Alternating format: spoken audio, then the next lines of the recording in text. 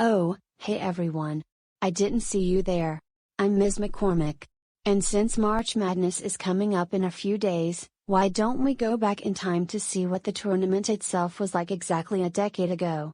I know all of you are wondering, how are you going to do that exactly? Well, there's a button on my watch that can do the trick. Anyways, here it goes.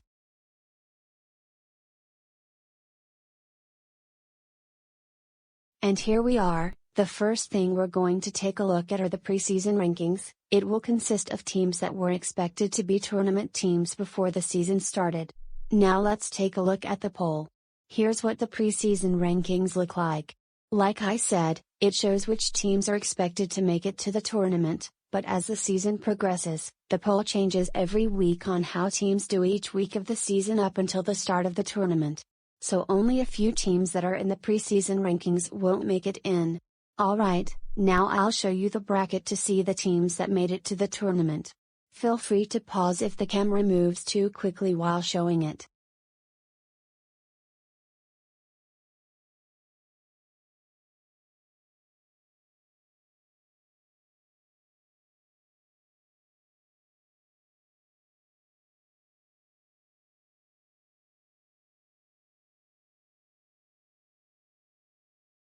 Now I'll tell you the teams that didn't make the tournament that were ranked in the preseason poll. First we have Kentucky. Ugh, I hate them for what they always do to my Vols, but they were ranked third in the preseason poll, but didn't make it to the tournament after winning the national championship the year before. Haha. Next up is Baylor, who were ranked 19th in the preseason poll. After a run to the Elite Eight the year before, they failed to make it to the tournament.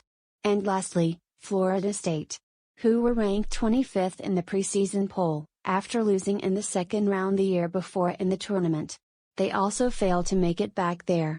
The rest of the teams that were ranked in the preseason poll made it to the tournament.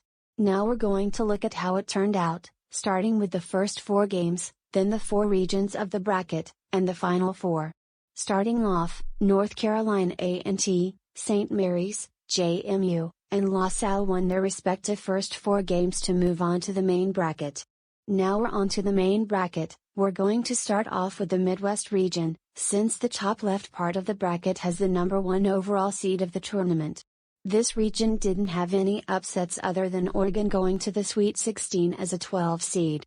Louisville would make it to the Final 4 for the second straight year after defeating Duke in the Elite Eight. Now on to the West region, and oh my rocky top, y'all won't believe the number of upsets this part of the bracket has had.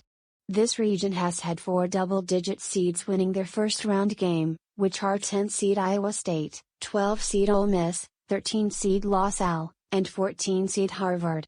Then in the second round, 9 seed Wichita State took out 1 seed Gonzaga, and 13 seed La Salle out of the first 4, making it to the Sweet 16. La Salle only became the second team to go from the first 4 to the Sweet 16. Then to cap off the West region, 9 seed Wichita State took out 2 seed Ohio State to make it to the Final 4 as a 9 seed. They indeed shocked, and I mean, shocked everyone. Now the South region, and this one had the biggest upset of the tournament. And that upset would be 15-seeded Florida Gulf Coast taking out 2 seed Georgetown, which included this alley-oop dunk that sealed the upset. Brown, Comer, up and down! Oh, he drops the end zone! Are you kidding me? Wheeler has brought him out of their seat. Here's a 3, Smith Rivera with the whistle. Oh my goodness! Are you kidding me? Brett Comer, welcome to your Kodak moment, my friend. Not worried about the pressure. Just throws it to the sky. They are like a circus. But the fun didn't stop there. They would become the first 15 seed to ever make the Sweet 16. Their run would come to an end against the 3-seeded Florida Gators, who made it to their third straight Elite Eight, where they would lose to 4-seed Michigan, in which Michigan would make it to the Final 4. Before that game, Michigan came back in their Sweet 16 game against Kansas, which included this long 3-pointer that forced overtime. And goes too strong. 3-point game. Fort moves it down. 5 seconds. Fires for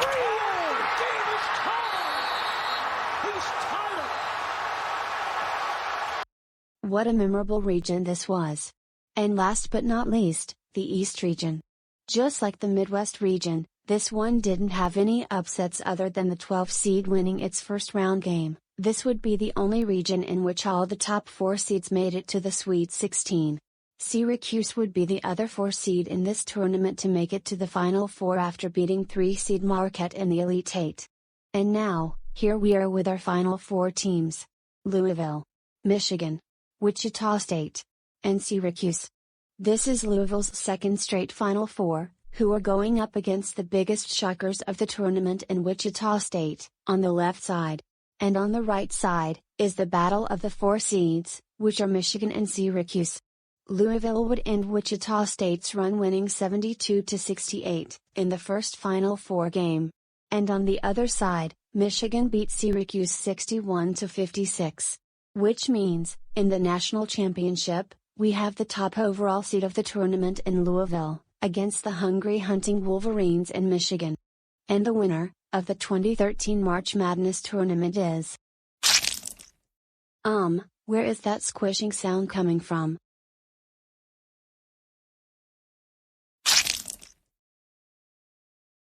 So that's where it came from. I forgot to pick up a peach since the Final Four was in Atlanta. Oops. Now I'm all covered in peach juice. Don't worry, I'll get myself cleaned up after I tell you who won the 2013 March Madness championship. Now where was I? Oh yeah. In a game that had several lead changes in the second half, Louisville would end up winning the national championship, 82-76. Louisville was down by double digits with 3 minutes left in the first half, but then out of nowhere, they made 4 straight threes, all of which came from the same player. That would pretty much be the turning point of the game. 3 minutes here, would you say, Clark? Without question, Steve. Louisville has to find some level of rhythm and continuity on offense. There's Hancock hitting the 3. Michigan's 21-1 when Robinson gets to double figures this season. In a lot of ways, he's the barometer, kind of the X factor for the Wolverines. Agreed, because he doesn't need plays called. There's Hancock again. Well, you got to feel like what he was able to do the other night has him stoked with confidence. And Siva surveys up ahead. Pretty good job by James. But no Russ Smith in the game. Ready for another one. It's Hancock again. Here is he just with one? Just one.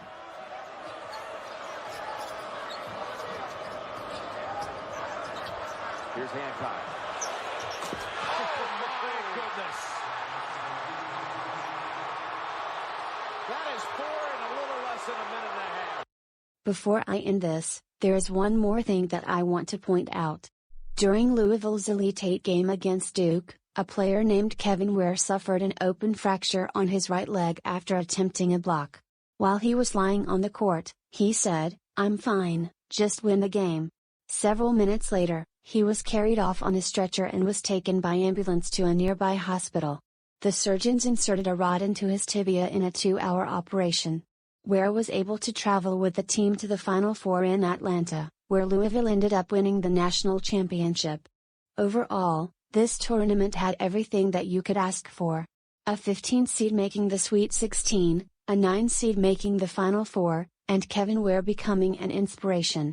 Well, hopefully you all learned something from this, and I shall see y'all later. And that will do it as Louisville completes the emotional journey to the championship.